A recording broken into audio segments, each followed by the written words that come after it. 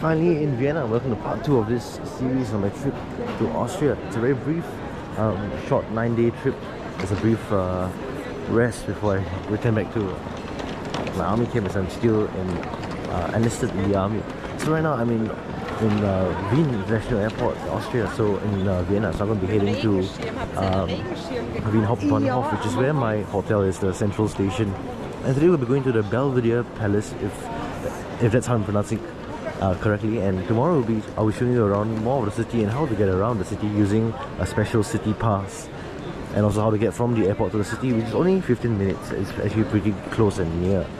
So there's two options to begin with. You have an 11 euro, I believe it's a bus, and you also have a 26 euro express train. And obviously the train would reach there in half the duration of the bus, and in this case we would be going for the train. So I'll be showing you how it looks like and how easy it is to purchase your tickets. So this train is going to Zurich Hauptbahnhof, which was where I was at exactly 3 years ago. And I booked my ticket via the OPB app, and it looks like this. I didn't have to scan in or anything. I just had to go downstairs, and I was able to, I guess a conductor will scan this, and yeah, it costed €9.20 for 2 people without any reserve seat. That's how the train looks like. This is the more expensive option.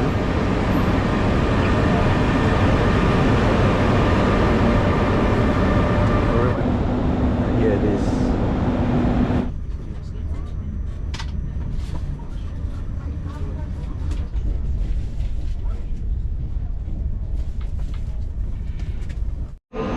Welcome to Wien Hauptbahnhof. It's not like cold 18 degrees, but this is the hottest day of the whole trip. On the plane, I was speaking to a guy that sat next to me, and he was telling me of how cold it will get. And is it indeed true? It's 18 degrees here, but in the Alps that we're heading to later in the week, it will be snowing. It will be growing up some glaciers and whatnot. Alright, so that's it, the hotel. I'll be showing you the hotel. It's very convenient right outside Hauptbahnhof. And afterwards, I'll be bringing you to the palace. And let's go for a nice little stroll after 24 hours of traveling. So let's go. It's a relatively quiet Sunday afternoon here, and from what I heard, most shops are closed on Sunday. And I see that this is the main station. It does feel kind of peaceful, with there being not many people. There it is, the Leonardo Hotel, Wien Hauptbahnhof. There are actually two. One is in the Old Town, which is near most of the attractions, but I chose this just for the sake of convenience right after a long travel day. So let me just show you the room right after this. Two beds here for the rooms, and yeah, everything's modern and clean. It's basic, but all that you really need. And you don't really have a view here, but that's fine. Alright, so after this I'm going to show you the palace, and I'll talk about how to navigate Vienna's public transportation. So let's go. So now we're taking a walk to the palace. Just want to explore our surroundings, and later on we will take the tram here. So this is actually Hauptbahnhof Ost, which is east, the eastern section of the central station, and it is the main area where you board the tram. You can also board the tram from here to the palace, and it's only 2 stops, but we'll just walk to explore a bit before we come back later on. So you can actually purchase the Vienna City Pass that actually grants you unlimited access to public transportation that includes the tram, subway and buses for a week, or you can choose the duration, and you redeem it through this app over here. And under the city card, it shows my cards over here, and I just scan this barcode whenever I go into any form of public transportation, and I can just board it and ride as many rides as I want to for about 50 euros per person for 7 days. I think it's reasonable. It's not too bad. So I guess now we're on a busier street. We're going to walk through all these buildings over here. I'll say it really reminds me of Oslo with the trams and the cycling paths.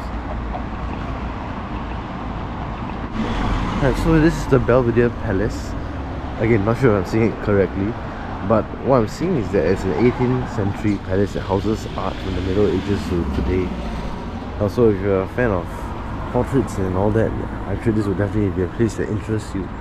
But I'm here for the architecture. I'm more of a history person, which is what I'm looking forward to tomorrow. Studying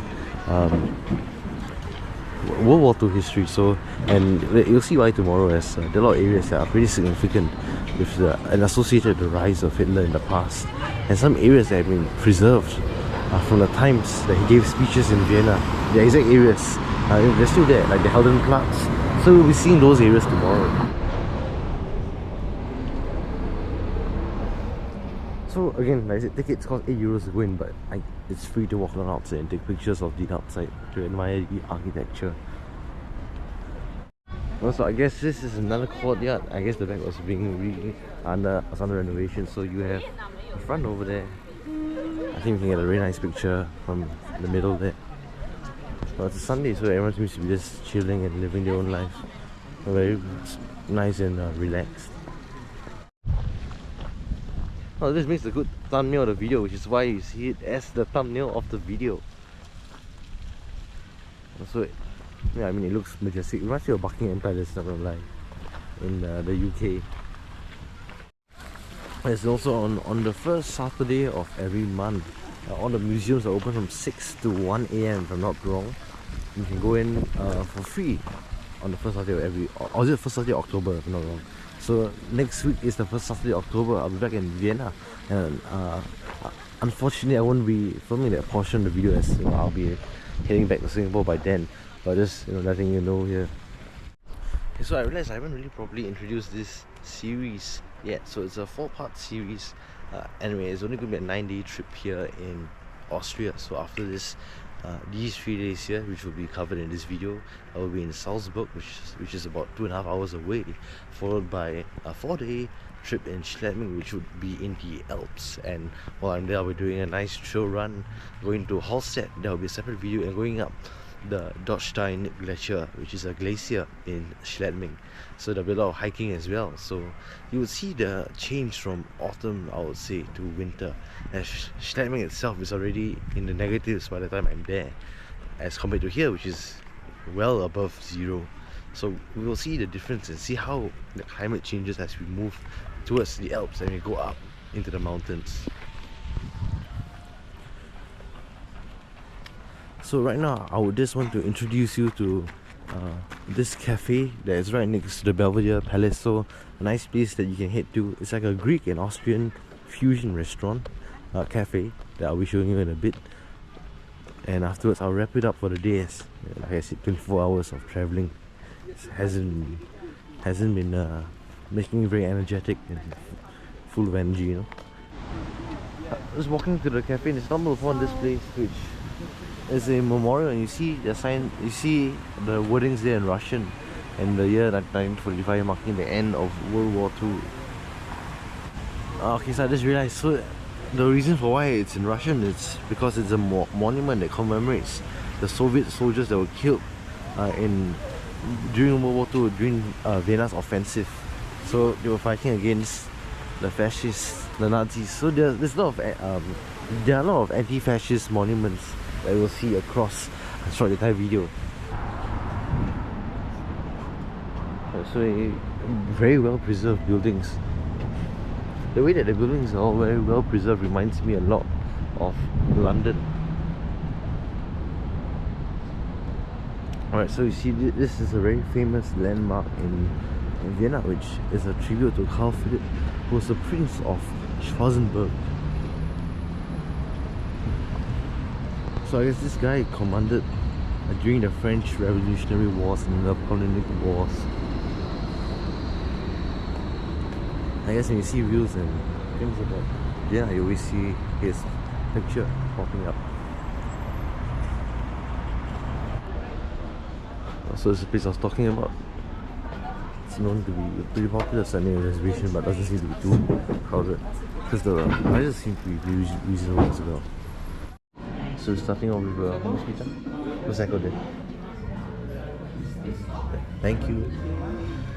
So this is like a lemonade with beer. My first time trying this. And you have a pita with tzatziki and hummus, and I'm ordering a schnitzel right after this. So food is here with the very well-known schnitzel. And the fish right there. And the salad, and I'm still finishing my pita bread. Definitely love the hospitality here. I actually finished our meal and they gave 2 glasses of bourbon that have been finished here and 2 kegs as well over here.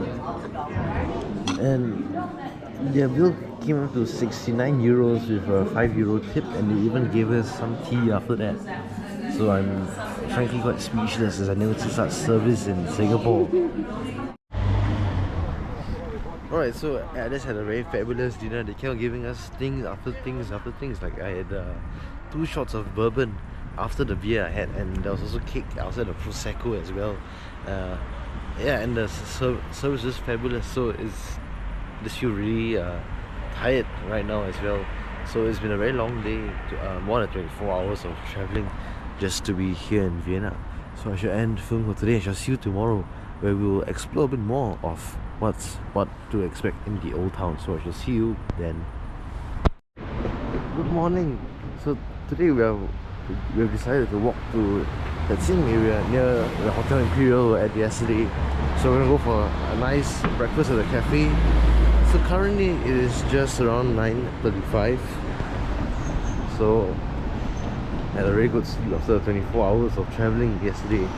So today we will be visiting the Heldenplatz, Holocaust War Memorial, and we'll be exploring the area, and we'll be ending off with a very nice light show in a museum next, or rather near the Heldenplatz. So let's begin the day proper with some breakfast. So there's a lot of cafes in the area, and you can always and all of them are selling around the same thing, but not all of them are open too early. So the one in front of us is actually open, so we'll see the menu and what's like. And this is the inside, and we have 2 more sets coming. I'll show you in a bit. It's like a Viennese coffee with whipped cream.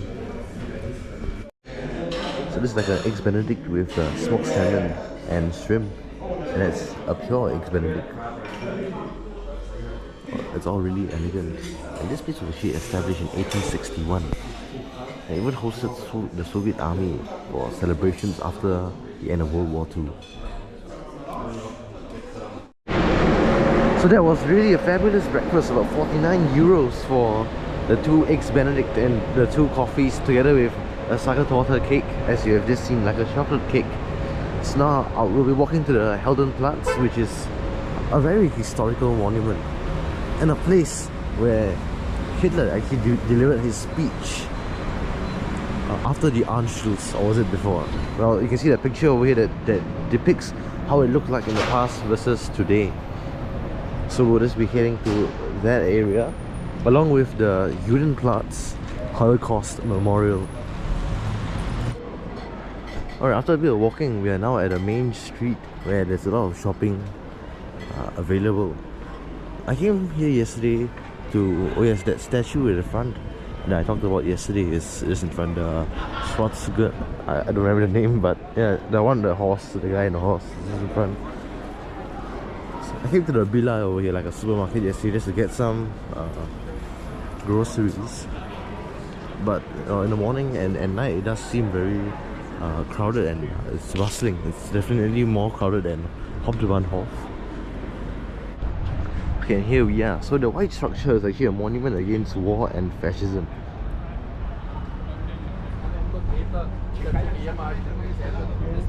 So each monument actually signifies a different aspect of fascism and war in Vienna, as I mentioned. I mean, you see a lot of these anti-fascism monuments to remind people of the past. In Austria, I haven't really read a lot about the presence of fascism in the modern day context. But if we look at neighboring countries like in Germany or around the world, you see the rise of a lot of far-right ideologies that have been perpetuated by global social movements like migration and whatnot. Well, I feel that all these monuments are definitely very important to remind people of what such far-right ideologies can bring about. So behold, here is the Hofburg Palace. That's quite mighty. All the buildings here, like I said, the architecture is crazy. It feels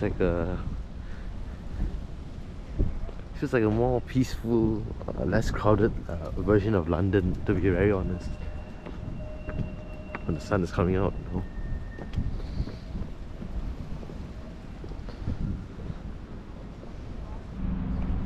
So this is actually the back of the Hofburg Palace, the back of where we were at earlier on, and this is the entrance area, and next to it you have the museum over here. So we see the podium up there, that's right over here. That was where Hitler once stood to deliver a speech. And you can see through all the old images how this is the view from the top and how crowded it once it was. And that's right at that spot over there. But to me it's just insane how it has been preserved, because it looks flawless and the same as how it used to in the past. And you have had everybody standing exactly where I'm in right now. Now the car park lies in this area and on the field, and in the background see how all these buildings really stood through the test of time. Just walking towards the monument over here, and I see a lot of horse carriages and a guy in that car over there. I think there's some event going on today. So over here we have a Catholic church, and that was the street that we were on earlier on. And the horses, I guess, bring you around this entire place, like a tour of the older part of the city. Alright, so this is the very well-known Cafe Central. I tried to apply or book a reservation over here, but the next available slot is literally 2 weeks from now. So I guess I can admire it from the outside, but to be honest, it's not.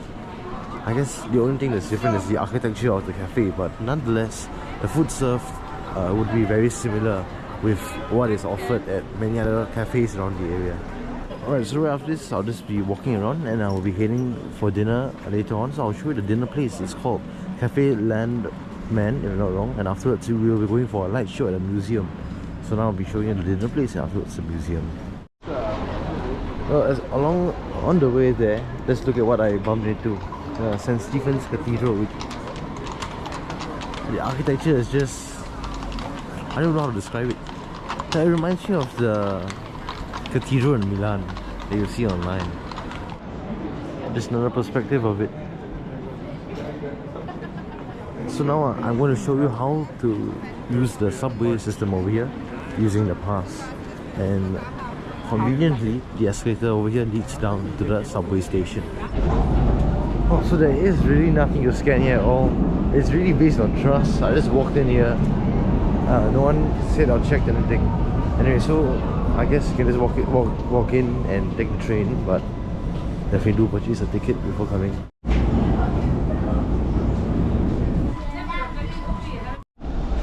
And just like that, you just exit. So I guess pretty simple. You don't really type anything. You just need to purchase the relevant tickets online, and you can just get on with it. Well, you really rely on trust. I mean, even the train that we took from the airport to here was also trust reliant. There was no one checking the tickets, and it was free seating as well. So to me, that's really like a culture shock in a way. Alright, so I'll see you at the restaurant later. I'll just introduce to you the food and the show. So I'll see you then. Alright, fast forward to the evening. This is the Rathausplatz, which is a plaza. It's a 19th century sort of park next to, in front of that cathedral, I believe. And in front over here, oh sorry, that is the town hall. Yeah, that is the town hall. In front here, there is the cafe that we're heading to, the restaurant for dinner. And the light show will be taking place in the cathedral near here. It's known as the Light of Creation. That is the light show that we're waiting for. It reminds me a lot of the breakfast place this morning. So I'm having a pumpkin risotto with prawns, and I have a pint of Adiger Weiss beer here. So we have to eat a little bit quickly so we can catch the light show at 7:30. That's in exactly half an hour from now.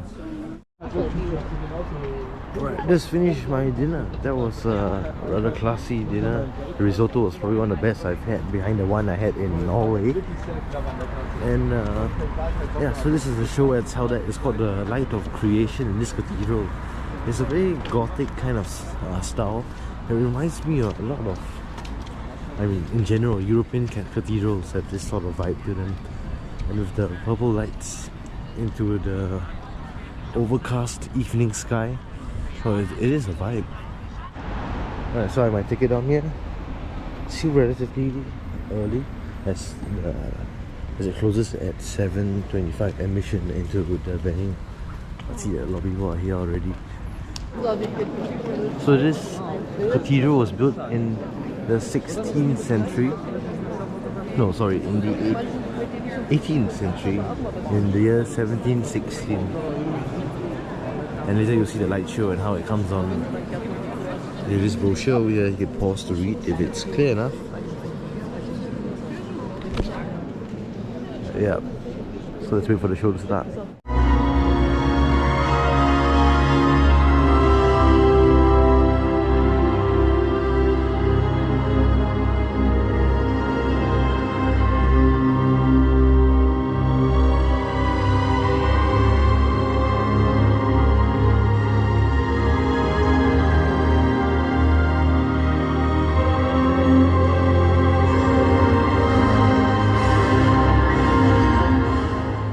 So I'm back to the Hauptbahnhof. There was quite a stimulating light show. But what was more interesting was the location that was held in, and how they were able to tune every ray of light to align with the different curvature of all the walls and the pillars within the cathedral. Alright, so really exhausted from walking around a lot today. So tomorrow I'll just be introducing to you how to use how to board the OBB trains at Hauptbahnhof. I'll introduce to you the OBB app and how to secure a reserved seat on intercity travel within Austria. So with that, I shall see you tomorrow. So good morning, I'm currently at Hauptbahnhof, about to board a train that's incoming to Salzburg. So this will be towards the end of this video already. I just want to say that it was so easy to find a platform, as I could just do it all on the OBB app. Now the train's arrived, and half of it's going to Zurich, and half of it's going to Innsbruck. So I can find the Zurich section, and I'll be back with you when I find my seat. I finally found our seat, and that was a really mad rush. So I'm in the quiet zone over here, and the good thing about the Austrian trains is that there's a luggage storage area over there. And I'm in seat 52 and 58, so it shows that indicates where each seat booked is going towards. So in this case, I'm going to Salzburg today. There's even a trash bin over here, which is very convenient. And there's some coat hooks over here as well that are slidable. Yeah, so it's a really comfortable train. And Nächster Halt, next stop. Wien-Meidling, S-Bahn U6. And with that, we've ended this video, and I shall end with a nice time-lapse of the train moving by. So I hope you enjoyed the video so far, and in general I think I really enjoyed my time in Vienna, seeing all the sights. What is really astonishing about the place is really how well maintained all the buildings are, and all these buildings are really old and they have really withstood the test of time. When it comes to public transportation in Vienna, I guess it is really quite convenient, as you have trams, buses and trains. They are all covered within the Vienna City Pass, as you can see. So how do you purchase a City Pass? You can just download the VIE app, and from there you can just purchase it directly. So it's pretty simple, and there are some barcodes. I guess sometimes they'll check your tickets that you can just scan. In terms of the prices of commodities of food and souvenirs, I feel that it is relatively on par with Singapore. It is definitely cheaper than Switzerland. Switzerland is probably the most expensive country in Europe that I've been to, and the UK as well. So I think Austria is relatively okay, and Vienna particularly, given that it is the capital city. And in terms of things to do, I feel that 3 days was just alright, as I was able to see everything that I wanted to see, and as well as to try most of the things that I wanted to. I guess a must-have experience in Vienna is always to visit one of those cafes, like the Cafe Schwarzenberg that I had for breakfast, where I went there and had a nice Verlange. So that's definitely something, it's a must. And also there was schnitzel while you were at it. And there's also another chocolate cake called Sachertorte, so it's like a, I guess it is a chocolate cake, so that's also something I had. So these are the main things that I always see people having, and of course it's a must try whenever you are in Vienna. Alright, so with that I shall end this video. I hope you enjoyed it, and do stay tuned for the next one on my day trip in Salzburg. So I shall see you then.